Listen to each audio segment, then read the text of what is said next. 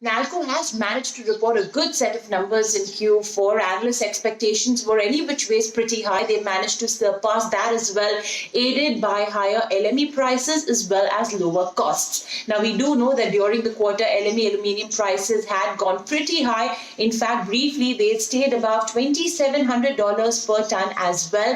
This is something that the management as well had alluded to when we spoke to them during Q3, that, Q4 looks stronger in terms of pricing. So revenues jumped up 2,821 crores. The EBITDA was at 943 crores. This is a big beat. Margins were thus at 33.4%. We were expecting the margin figure to be at around the 20s figure, and the profit after tax is at 935 crores. Now, the reason for this low gap between the PAT and the EBITDA is because there's a tax credit of 97 crore rupees. The company has opted for the new tax regime, so they've got this tax credit of close to 97 crores. The aluminum business has done very well, with the EBIT for the aluminum business rising by 273% on a sequential basis at 590 crores, whereas the revenue growth comparatively was a bit more modest. Production as well was just up 10% QOQ. For the alumina business as well, the EBIT was higher by 65%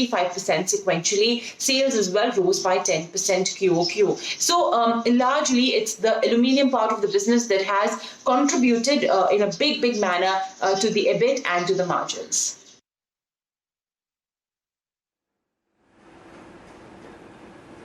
All right, thanks so much for that, Mubina. Clearly, that's one springboard that we have for the conversation, the earnings, but also what does the future look like for Nalco and for companies that are focused on base metals, but specifically on Nalco? That's going to be the focus of the BNSN Cloud today. Let me introduce our guests. We've got Kunal Bothra as well as Rajesh Agarwal joining in. I want to start with you, Kunal, and first of all, good morning to the both of you. Kunal, how do you see Nalco on the charts? What are the trends that you're picking up?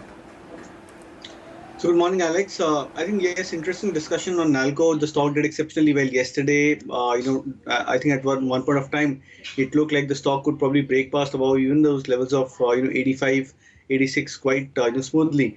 But somehow, I believe that the longer term charts are very intriguing for Nalco. So what I've mapped up is the monthly charts for the stock.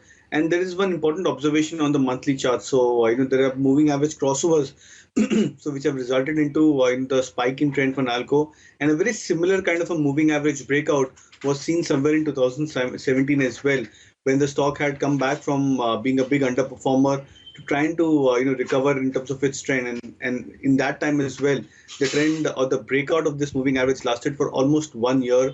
The stock had spiked up significantly. I think, if I'm not wrong, it had just come very close towards breaking out that 100 mark as well at that point of time. So it was quite a strong rally which was ensured for Nalco in 2017 odd, and I believe something very similar is probably occurring for the stocks today as well.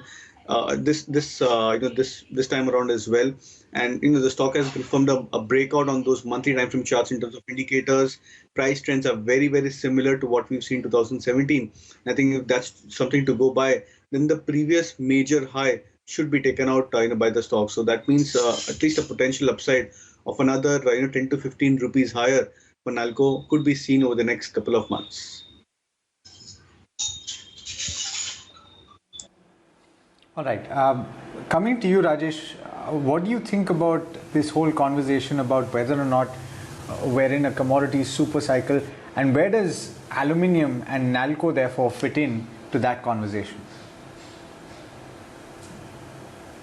Good morning, Alex. There are no doubts that we are in a super cycle of a commodity cycle.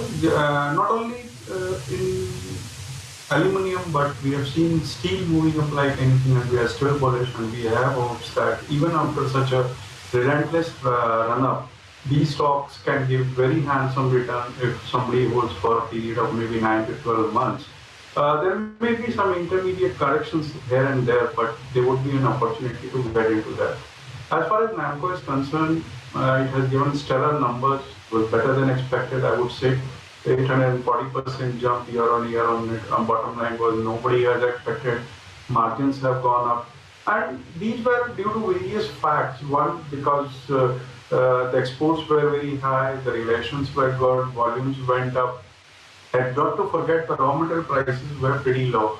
So all these things added to the numbers. And the best factor was LME prices were trading at higher levels, which helped Nalco report these kind of numbers. And we are pretty sure that this performance is going to continue for at least 2-3 quarters going ahead, because as unlock starts taking place, the demand is going to go up. The companies focus on increasing volumes and opening up mines and cutting costs would be an added advantage to that. We have a price target, initial price target, I would say, of 90 rupees, and if this performance continues for next 1 or 2 quarters, we may come out with a further revision of target. But at this point of time, I would say any downside in this stock should be taken as an opportunity to add with a target of 90 rupees. We are witnessing some kind of selling pressure today just because, one, there was a huge build-up of position ahead of results, and secondly, the stock has gone into F&O ban. So that's the reason we are witnessing some kind of liquidation, and this should be taken as an opportunity to buy. All right, that is the take coming in from Kunal as well as Rajesh on Nalco. Definitely, Rajesh is pretty upbeat on this particular stock, has a target of about 90 rupees that will be for about 1 to 2 quarters, and saying that any occasion that you're getting to buy, you must go ahead and buy on Nalco. Definitely buy on dips is the strategy coming in from Rajesh.